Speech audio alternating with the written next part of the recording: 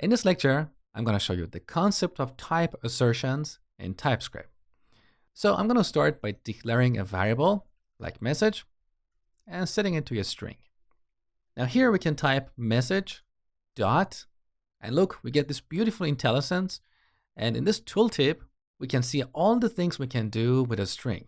So all these items with these purple icons are functions. For example, we have this function called ends with.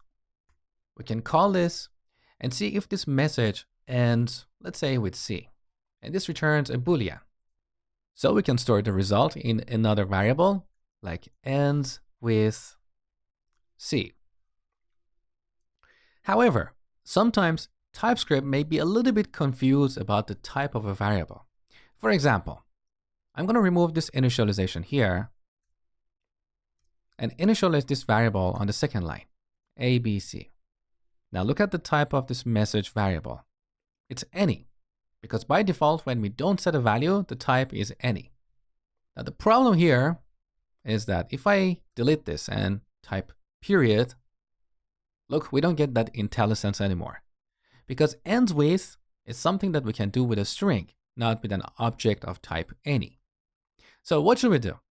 In this case, we need to explicitly tell TypeScript compiler that this message variable is actually a string. And this is what we call type assertions. Now, how do we do type assertions? There are two ways. One way is to prefix this variable with angle brackets. And here we put the type, like string. Now we need to enclose both these parts in parentheses, like this. Then, if we press period, we get our beautiful IntelliSense with all the functions or methods available on string objects. Now there is also another way to do type assertion. So let's change the name of this variable to alternative way. And here, instead of angle brackets, we use message as string.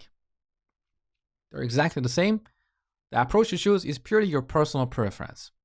But the first approach is what you see more in a lot of tutorials and code bases out there. Now, I just want to clarify something here. This type assertion does not change the type of this variable at runtime. In fact, it's not going to restructure that object in memory. It's purely a way to tell TypeScript compiler about the type of a variable, so we can access the IntelliSense.